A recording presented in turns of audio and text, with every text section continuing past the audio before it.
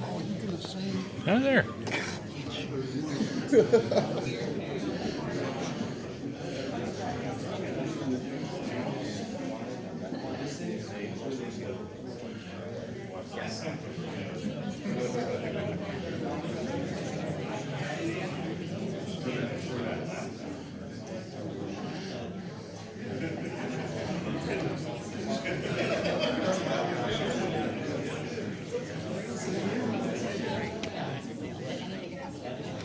Silence and follow that with the Pledge of Allegiance. So if you would please join me in a moment of silence.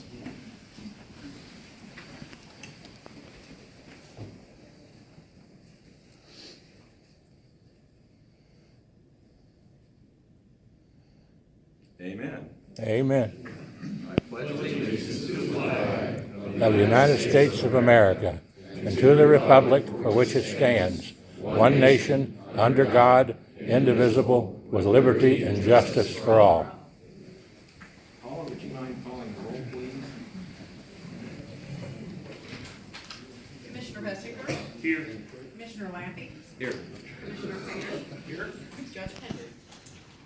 I'm here, we all are, so we're properly constituted to do the work of the people of Campbell County this evening. And the first item on our agenda is the minutes that were prepared for our special meeting on January 7th. Have we had a chance to review those minutes? And if so, do you have a thought? Reviewed the minutes, and I make a motion we approve as written. I'll second that. All right, hearing no additions or corrections, all in favor, please say aye. Aye. Those opposed, the motion carries. All right, we've reached the point in our agenda where we entertain guests, and we are aware that there are two groups of people who would like to discuss matters with the fiscal court. The first of them being folks who are interested in the Second Amendment, and the second having to do with Transit Authority of Northern Kentucky. So again, what we're going to do is deal with the Second Amendment conversation first.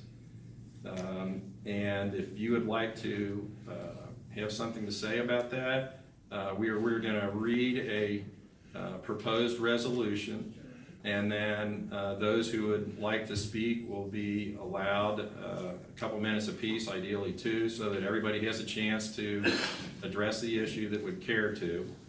We'd ask again that if somebody else has already covered the ground you intended to handle with your comments, and you're perfectly welcome to speak, but you could let that pass in the interest of efficiency.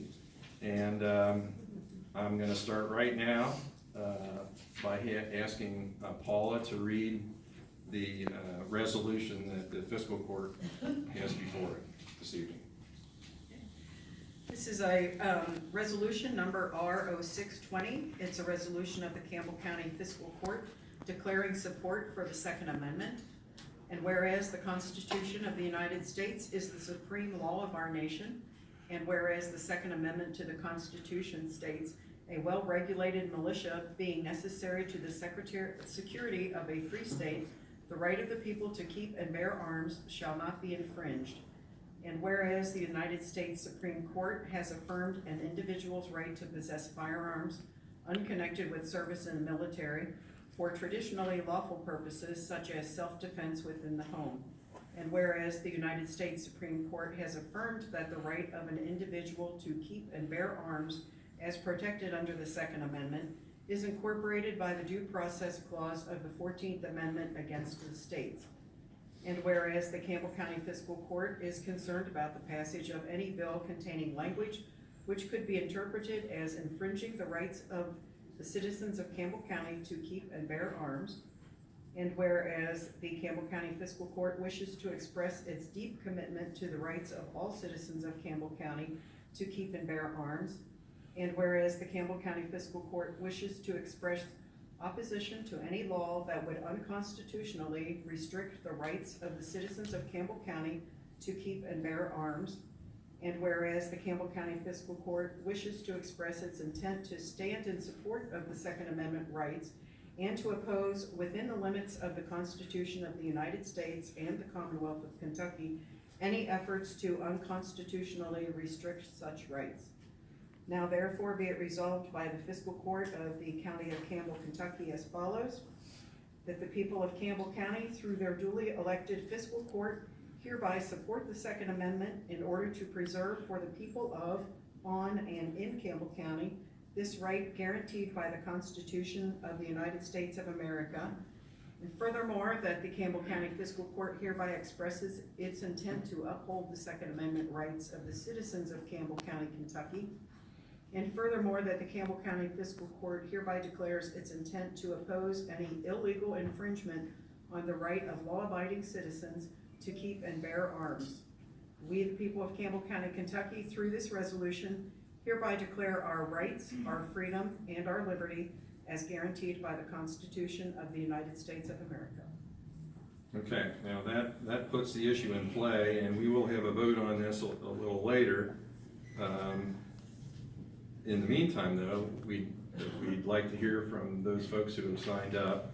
I'm just gonna say, we're all aware that great interest has been shown this year all around the Commonwealth in reaffirming the constitutional right to bear arms. I would tell you that I can't imagine that our legislature is gonna allow for any infringement on our rights in that department. And yet, part of the reason that they are expected to behave that way is that they hear from all of us. And so tonight's an opportunity for folks around the state to hear not only from the fiscal court, but also from all of you. And with that as a backdrop, I am gonna call Michael Herringer first to the podium.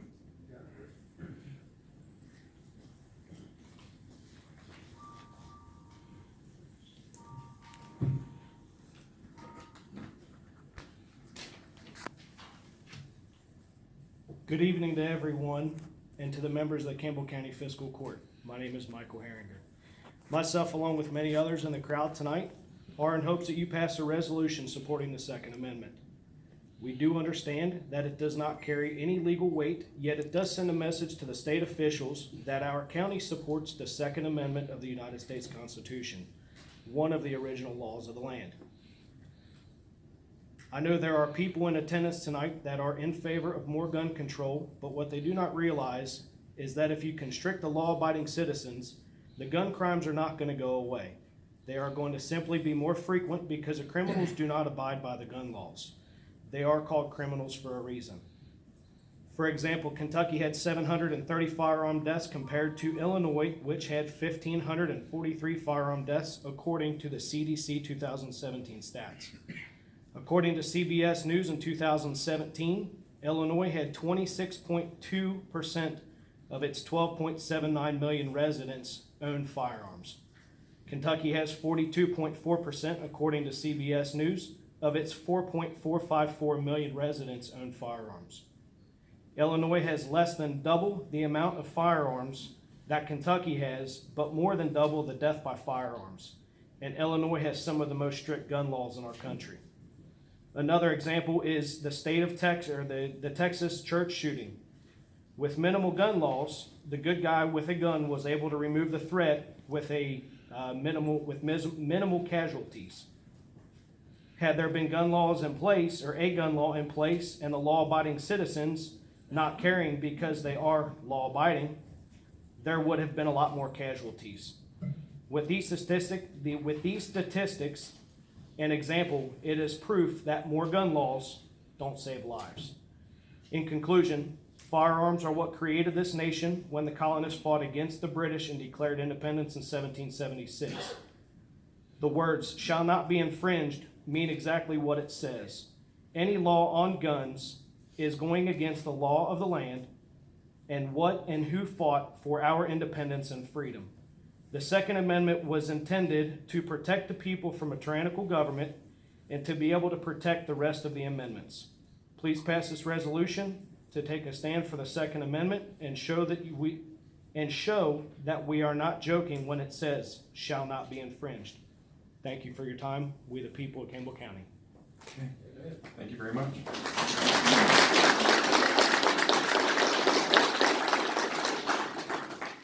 Next on our list is Jeff Jack.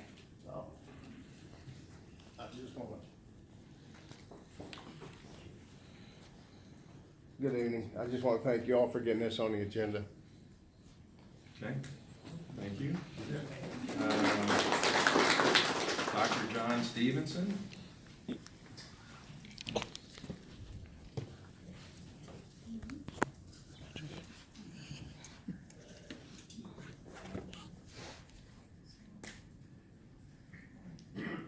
Judge, I don't want to take but a moment or two, but I will tell you this. Smartest move I ever made was marrying a good Campbell County girl by the name of June Guyman Stephenson. So thank you very much. And second thing I want to tell you is that I'm really proud of you taking up this Second Amendment issue, because I'm a former government teacher. In fact, some of my students are very active in government, and both on the Democratic side and the Republican side, and I taught advanced government.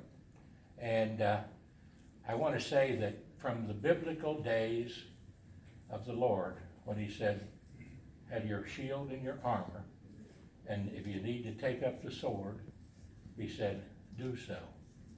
And one thing for certain, it's like the old story of the old frog. The freedoms we fail to use, we tend to lose, and the freedoms we abuse, we tend to lose.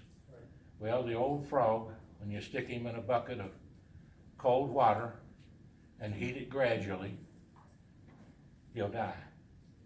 But if you drop him in hot water, he'll jump right out. So what passing this means to the legislators and to the government on both parties is that the people of Campbell County and the Commonwealth of Kentucky do not want their right to bear arms to be messed with. I've yet to see the first gun that's got up and shot anybody.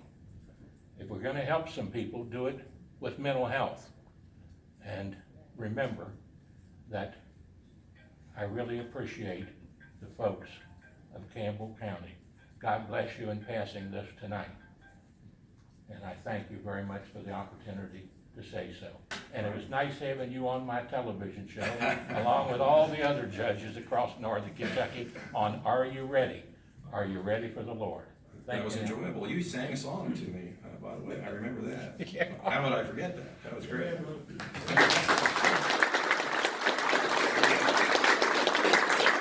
And by the way, Judge, I don't own a gun, don't have a gun. The only gun I ever had was when my employees, when I was Deputy Secretary of Transportation and Commissioner of Motor Vehicles, gave me a shotgun as a present, and I gave it to my grandson so he could do some hunting. All right, very good. I'm not taking this in exact order because there's a name or two on here I can't read, but Lori Burnham appears to be next.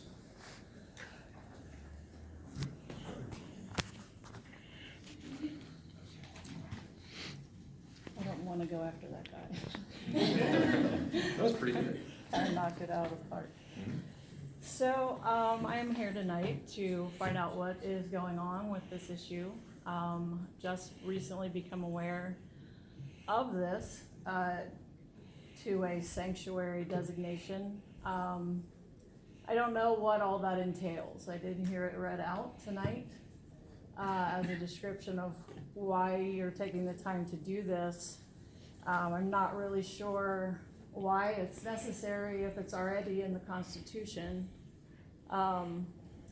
We know that the Constitution was written by older white men 200 years ago who were not infallible because they thought it was cool to own other human beings, for one thing. They had no idea what kind of society and what kind of weapons we would have at this time. I grew up in a family of hunters. My brothers hunt. I was a crack shot at 13. I don't own a gun. I don't understand why we need guns to the extent that we have them, unrestricted, to the extent that they are when our children are murdered in their classrooms. I don't think there's anybody who wants to take guns away, but I would hope that we all could agree that there are too many slaughters going on.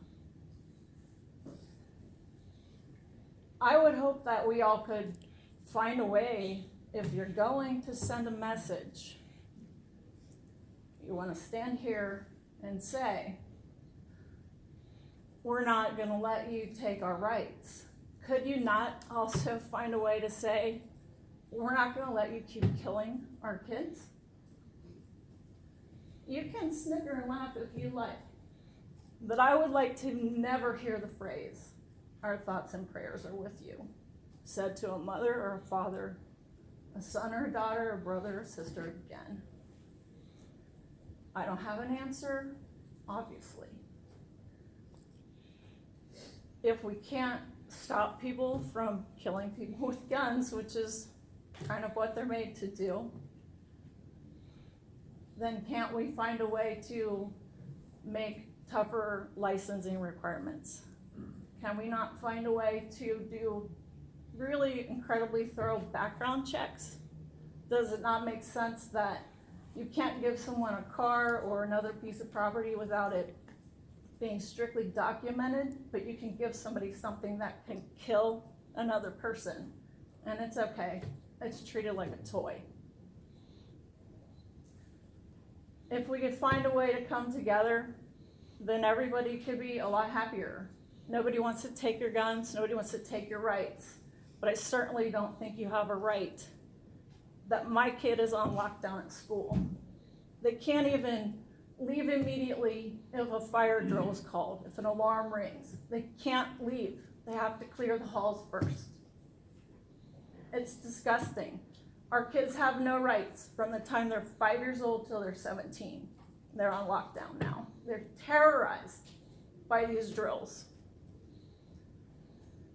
Nobody who wants to take your guns. Believe me, my brothers will not have that, okay? But we gotta find a way to stop this ridiculous, senseless slaughter. And if we can't legislate it somehow that makes sense, then you people are all to blame for the next person who gets murdered. You're just to blame, all of you, if you won't figure out how to help solve this problem. Then you don't have the right to keep those rights. Thank you very much. Thank you very much. Appreciate your opinion. Thanks. All right. Next on the list is Connie Grubbs. I was gonna speak about tank, but I can rip it and do anything you want. Oh, I'm sorry. You know what? You did write that in here. Yours was the one I had a little trouble reading, honestly. Sorry about that. And there's another one that I'm not sure about what the issue the person cares to speak to us about, and that's Cammie Nolan. That's me, gun rights. Okay, good. Hello. Thank you for bringing this issue on the table. My name is Cammie Nolan, and I live in Bellevue, Kentucky. And the reason I'm here today is to tell you a little about what I've been through. I am a single mother of a 14-year-old son. I take care of 2 elderly parents in a house. About 6 weeks ago, my father was rushed to the hospital, and I guess somebody was watching my house, and that night, it was just me, my mother, and my 14-year-old son in my home. And someone tried to come through my back door. That criminal didn't care that that was my property. That criminal didn't care if he was going to hinder our safety. I have a 9mm, so I stood by the door and I said, if you come in, I have a right to use my firearm. So just be warned, I do have a firearm. That criminal did not come in because I did express that I have a firearm. Now, had I not had a firearm, what would I have done? How would I have protected myself and my mother and my 14-year-old son? We probably all would have not had a chance. And because I did have a gun and I expressed my right to own my firearm and my Second Amendment right, nothing was done. The perpetrator left. So I'm asking you to please don't infringe on my Second Amendment rights. Thank you.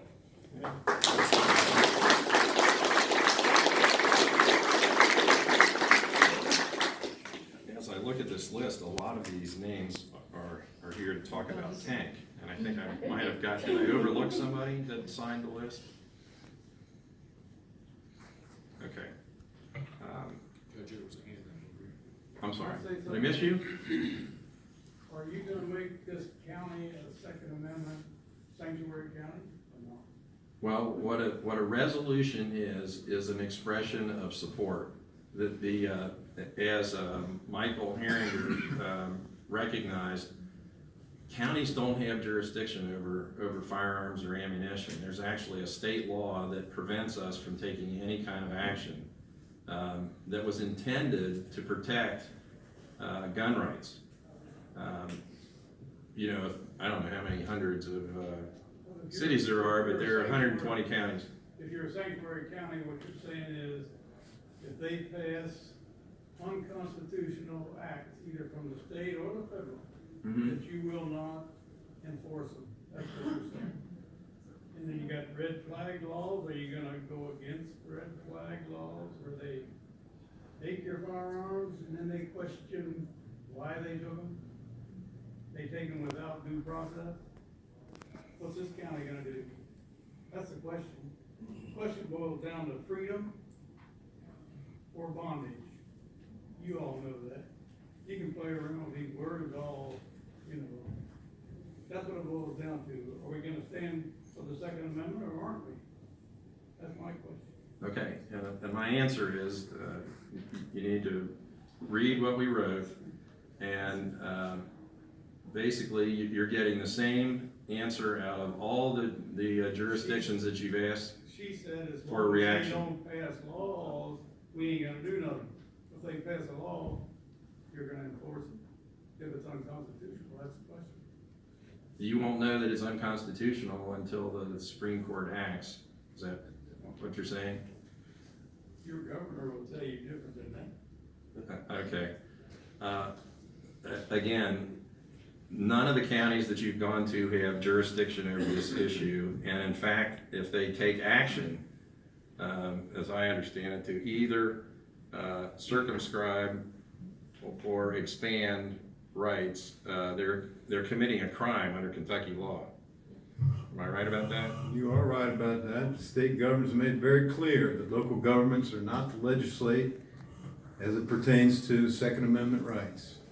So what we're doing is indicating what we can, which is that we support Second Amendment rights, and if there are issues that the legislature tackles that we don't all agree with, then we'd be down there lobbying against those things. I've got, I don't know, 4 rifles, a shotgun, and a handgun at home. Everybody else here is a gun owner, and so we're indicating solidarity with you and indicating the legislature that, like you, are not interested in infringements on gun rights.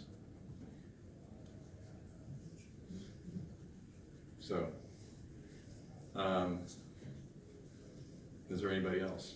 Yes, sir. Piggyback off of his question a little bit. I didn't hear anything in your reading that used the word sanctuary county, which is what I hear in the news about our neighbor counties, Pendleton County, Boone County. Is there a difference in what you're doing here than our neighboring counties, and what is that? Why? No, I don't think there's a difference. I think there is no such thing as, I don't know what it even means to say sanctuary county. I understand. When you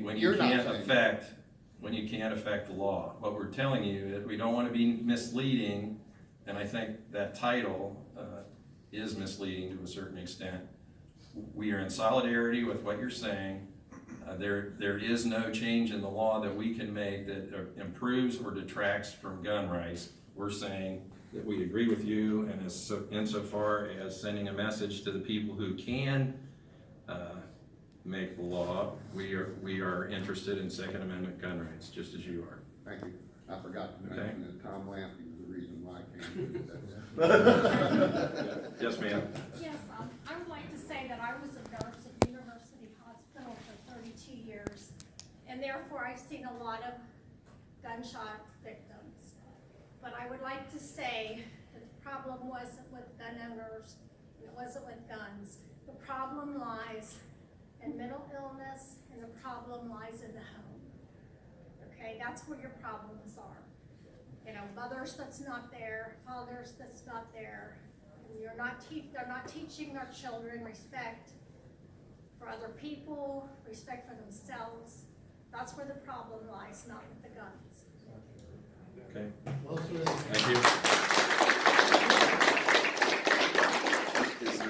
Is there anyone else? Yes, sir. I just want to say, I think what's happening in Virginia is starting to take effect across the whole United States. There's a lot going on in Virginia right now, and it could eventually turn into a civil war, but we don't want it.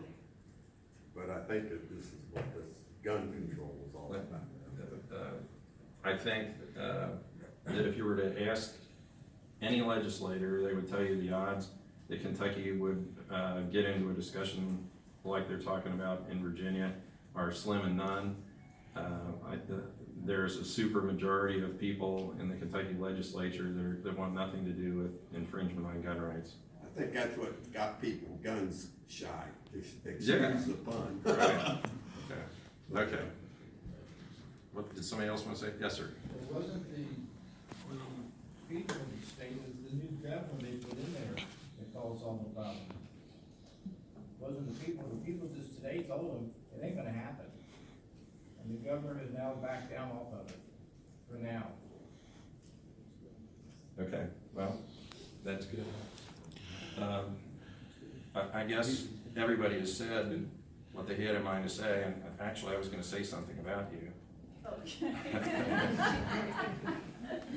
When I turn on the television, I am appalled watching our political leadership, oftentimes in states, but especially in the federal government, the way they treat each other, the way they talk, that there's an inability to get anything done, have a polite conversation. Now, the lady got up here and I think she said some things that probably some of you would question or disagree with, and I didn't really hear anybody out of line, and I want to thank you for that. Amen. That's the way Amen. it needs to happen.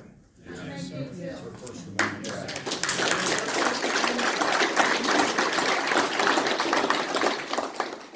our First Amendment right? There you go. Thank you. All right. I do have one other question, Yes, just to ma'am. be totally clear. This is a symbolic gesture, it's a non-legally binding measure. I think all the organizers understand that there is not legal import, but a political statement that would help the people who do have the power to make decisions like this understand what their constituents think. That's in a nutshell. So, how would the fiscal court like to deal with this? I would like to, first of all, thank you all for coming out this evening. Your attendance here is much appreciated. I know that this issue not only winds up folks in this county, but all across the country. And as a school teacher, I really appreciated your comments relative to the classroom and what our children deal with. But I also recognize the fact that this country was built by great people with great intention. And I continue to believe that the great intention of the majority, the vast majority of this country is in this room right here tonight.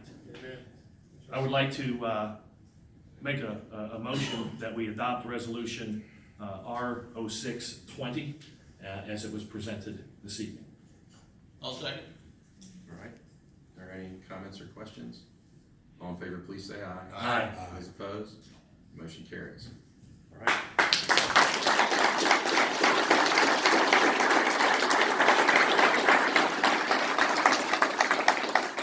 We appreciate you being here, and you're welcome to stay. We're going to take a 5-minute recess, and if you want to stay, fine. If you want to go home, that's fine. We have to get some things organized for the next presenter.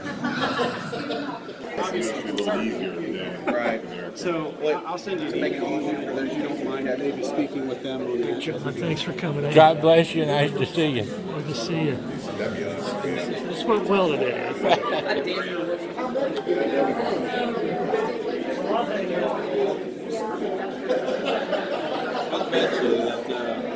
I'll bet you that if we ask Mike Master, he can put some more in there. Got to get our minds back on our business. And the next item in that business is a conversation with representatives of TANK, and Andrew Aiello is here to lead the charge. Thank you, Judge. Thank you, Commissioners, for the time. As you all know, we're going through a system redesign process. We're going to talk about that this evening. Before we do that, I want to introduce some folks that came with me today to help do that. We have two of our board members here, Mr. Rolfer and Mr. Elliman, represent Campbell County on our board. And I also have Gina Dalton, our Deputy General Manager, Frank Kosofsky, our Manager of Planning. These are folks you can talk to afterwards as well. We want to hear your feedback. Before we go into the technical parts of the presentation, I want to give a little bit of context. We're going to talk about some recommendations that we put forward at the beginning of this month. We're taking feedback this entire month. I want to be clear as we start this conversation is that these are not final recommendations. They were not intended to be final recommendations. It's part of our planning process to make sure that we vet any ideas that we have with the folks that use our system. Thousands of people use the tank system every single day, and they all use it in different ways and for different purposes and with different meaning, and that's why we put things out and give a full month for people to digest and react and provide that comment. We will take that comment in, we will digest it, we will use it to make adjustments, and I'll talk about the timeline here at the end of the presentation. So, again, why are we even considering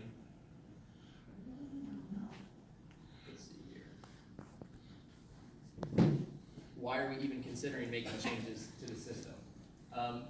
The trends that we've seen over the last 5 years are trends that we're seeing across the country, and it's pretty simple math. We've seen ridership decline at 2 or 3% a year over the last 4 or 5 years, and we've seen the cost to maintain that system, which is a labor-based organization. You know, our bus operators are our #1 cost.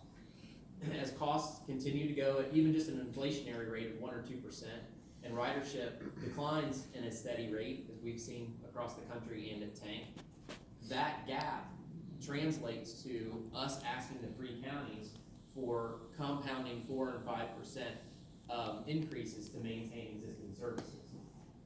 What we're hearing from our funding partners at the counties is that is not a sustainable future for us. If we keep losing ridership and costs keep increasing, it's not something that can be sustained in the long term. So we've seen across the country systems make bold adjustments to their systems to try to grow ridership. I mentioned that we've seen declines, and I've talked about the fact that it's not new to Tank, or it's not unique to Tank. We've tracked for the last 15 years a set of peer cities that have peer transit systems of similar size in similar parts of the country. And you can see, and I apologize for the size of the slide, but from the 5-year period listed there, Tank saw a 9% dip in ridership. Our peers averaged a 14% reduction. You see cities like Chattanooga at 15%, Knoxville at negative 16%, Louisville lost 25% of their ridership. Nashville, that is a city that is almost doubled in population over the last 10 years, has seen bus ridership decline. So there are a lot of things that are affecting this: how people commute, the way people commute, how technology is affecting commuting, Ubers, Lyfts, low gas prices, low unemployment. A lot of people have jobs and the opportunity to buy a used car, and that affects our ridership too. 10 years ago, almost nobody worked from home. Most people that have a job work from home 1 day a week. For commuters, that'd be a 20% drop in ridership for us if somebody took 1 day a week and worked from home. Those things are affecting transit across the country. So again, this is not a knee-jerk reaction. It's been going on for a few years, and we're trying to be smart about how to meet these goals, which is reduce the cost per rider and the county subsidy per rider. With the resources this community provides to Tank, we've been tasked with trying to move as many people as we possibly can, which again helps to create a more sustainable financial future for the organization, and also a goal of improving transit travel time to jobs. Northern Kentucky is changing. We've seen a lot of employment growth in Northern Kentucky. 20 years ago, maybe more of a bedroom community. Now, a real economic engine, and our ability to connect people to those jobs is something that this plan is aimed to address as well. So, we've been 9 months into a study. We hired a consultant that has done this in other cities and has an outside perspective, and they have gone through, we went through a public involvement process in October where we just asked broadly things that people saw about the system or they'd like to see improved. We've been talking to operators, so on and so forth. Our consultants went in this without preconceived ideas of what we were going to do, and staff didn't direct them to say, this is what we want you to say. They went at it with eyes wide open in a way to try to improve the system. This is a concept that we're going to talk a little bit about tonight. It's really driving a lot of the recommendations. This is a continuum. If you think about the resources that we have on our transit system, and we operate a $25 million operating budget, how does this community put those resources out into our counties to provide transit? You can take those resources and spread them very thin over a large area, right? Or, and that's the coverage end of the spectrum. So for example, everybody in the community has transit service, but the bus only comes once every 2 hours. That's the far extreme of coverage. The other extreme on the other side is frequency, which is you take those resources, you concentrate them in areas with high employment and high population, and you have really frequent service. So in many fewer areas, you have a bus that comes every 5 minutes. So that is the end of the spectrum, so we'll talk about that a little bit tonight. And before I leave this, we asked the consultant, we asked the community, we've been meeting with stakeholders, where do we think we are on this spectrum today? And today we're at about an E. We have very few routes that operate in high frequency, and we have a lot of routes that go very far that operate at low frequencies. So what the industry is telling us and what the data tells us is if we can move further to the left, we can increase ridership. So what do? We realign, we consolidate, we truncate. Those are the recommendations that we're going to talk about. Right now, the recommendations are grouped into 4 categories just to kind of understand the planning concepts behind these. The first group of routes we call tank frequent service. So these are high frequency routes that operate 7 days a week, from early in the morning to late at night, coming every 20 or 30 minutes throughout the whole day. Those are the line haul corridors with high population and employment density.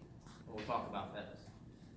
The neighborhood service. These are services that serve the more densely populated parts of our community. There may be transit dependent populations, but the densities and the employment numbers aren't high enough to support a really high frequency service, but it's still 7-day-a-week service for folks that need connection to the transit system. Reverse commute or the Jobs Express are kind of what they sound like. These are routes that start downtown Covington, Cincinnati, and they express folks out to jobs in northern Kentucky. So this is service to Hebron, service to the Florence industrial area, so on and so forth. Most of those folks start their trip on their local neighborhood route, whether it's in northern Kentucky or in Cincinnati. They come downtown, they get on one of our reverse commute Jobs Express buses and head out for employment. And lastly, Commute Express. So this is kind of a park and ride service for folks that live in northern Kentucky, drive to a park and ride, head into the core to work. So those are the 4 general categories. When you overlay them onto a map of the proposed future network, it looks like this, and we'll talk about the recommendations and the changes. So the frequent service, I'm gonna kind of skip over the non-Campbell County routes.